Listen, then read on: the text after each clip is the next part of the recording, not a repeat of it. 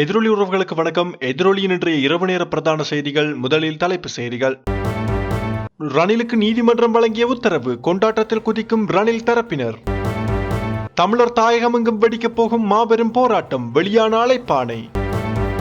யாராக இருந்தாலும் சட்டம் கடுமையாக பாயும், ரணிலின் நீதிமன்ற உத்தரவுக்கு பிறகு அனுர வெளியிட்ட அதிர்ச்சி தகவல். ரணிலுக்கு இதயத்தில் பாரிய பிரச்சனை, நீதிமன்றத்தில் உடைக்கப்பட்ட உண்மை, வெளியான தகவல். இனித்தான் எமது ஆட்டம் ஆரம்பம், கடும் விளைவுகளை சந்திக்க போகும் அனுர அரசு எச்சரிக்கை விடுத்த முக்கிய புள்ளி. இதுபோன்ற செய்திகளை உடனுக்குடன் அறிந்து கொள்ள நமது எதிரொலி சேனலை சப்ஸ்கிரைப் செய்து இணைந்திருங்கள். தொடர்பான விரிவான செய்திகள்.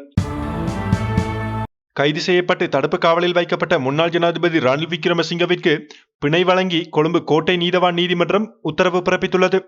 பொது நிதியை துஷ்பிரயோகம் செய்த குற்றச்சாட்டில் முன்னாள் ஜனாதிபதி ரணில் விக்ரமசிங்க ஆகஸ்ட் 22ஆம் தேதி குற்றப்புலனாய்வு திணைக்களத்தினரால் கைது செய்யப்பட்டார். அதனைத் தொடர்ந்து அவர் கோட்டை நீதவான் நீதிமன்றத்தின் உத்தரவின் பெயரில் விளக்கமறியலில் வைக்கப்பட்டிருந்தார். இந்நிலையில் திடீரென ஏற்பட்ட சுகவீனம் காரணமாக தற்போது அவர் கொழும்பு வைத்தியசாலையில் தீவிர சிகிச்சை பிரிவில் சிகிச்சை பெற்று வருகிறார். மேலும் இன்று ரணில் விக்ரமசிங்கவை நீதிமன்றத்தில் ஆஜர்படுத்தப்படவிருந்த போதிலும் உடல்நிலை மோசமடைந்ததால் மருத்துவர்கள் அதற்கு அனுமதி மறுத்தனர். அதனைத் தொடர்ந்து சூம் இணைப்பின் மூலமாக நீதிமன்றத்துடன் தொடர்பு கொண்டு முன்னாள் ஜனாதிபதி ரணில் விக்ரமசிங்கவிற்கு பிணை வழங்கி விடுவிக்க கோட்டை நீதவான் நீதிமன்றம் உத்தரவிட்டது.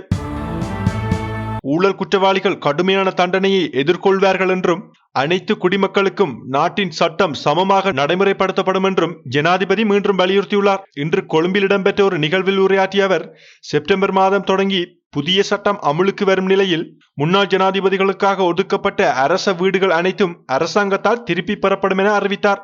பொறுப்பு கூறலை வலுப்படுத்தவும் நீதியை உறுதி செய்யவும் மேற்கொள்ளப்படும் பரந்த முயற்சிகளின் ஓர் அங்கமாகத்தான் இந்த நடவடிக்கை இருக்கும் எனவும் ஜனாதிபதி குறிப்பிட்டார். மேலும் தனது நிர்வாகத்தின் கீழ் எந்த நபரும் சட்டத்திற்கு அப்பாற்பட்டவர்களாக இருக்க மாட்டார்கள் என்றும் அவர் தெளிவுபடுத்தினார். முன்னாள் ஜனாதிபதி ரணில் விக்ரமசிங்கவின் உடல்நிலை குறித்து இன்று கோட்டை நீதவான் நீதிமன்றத்தில் சட்டக்குழுவினர் முக்கிய தகவல்களை முன்வைத்துள்ளனர். ரணிலின் இதயத்தில் உள்ள 4 முக்கிய தமனிகளில் 3 அடைப்பு ஏற்பட்டுள்ளதாக ஜனாதிபதி சட்டத்தரணி அனுஜ பிரேமரத்ன நீதிமன்றத்தில் தெரிவித்தார். இதனையடுத்து ரணில் விக்ரமசிங்கவிற்குள்ள இந்த பிரச்சனை தொடர்புடைய அனைத்து மருத்துவ அறிக்கைகளும் நீதிமன்றத்திற்கு சமர்ப்பிக்கப்பட்டுள்ளன. மேலும் முன்னாள் ஜனாதிபதி நாள்பட்ட நோயால் பாதிக்கப்பட்டதோடு தற்போது இதய திசு இறப்பு மற்றும் நுரையீரல் தொற்றுக்கான அறிகுறிகள் தென்படுவதாகவும் அவரது வழக்கறிஞர் சுட்டிக்காட்டினார். இதையடுத்து ரணில் விக்ரமசிங்க உயிருக்கு கடுமையான அச்சுறுத்தல் நிலவுவதாகவும் ஜனாதிபதி சட்டத்தரணி அனுஜ பிரேமரத்ன நீதிமன்றத்தில் வலியுறுத்தினார். சர்வதேச காணாமலாக்கப்பட்டோர் தினத்தை முன்னிட்டு வடக்கு மற்றும் கிழக்கில் மாபெரும் போராட்டம் ஒன்று இடம்பெற உள்ளது. வடக்கு மற்றும் கிழக்கின் வலிந்து காணாமலாக்கப்பட்ட உறவுகளின் சங்கத்தின் ஏற்பாட்டில் இந்த போராட்டம் இடம்பெற உள்ளது.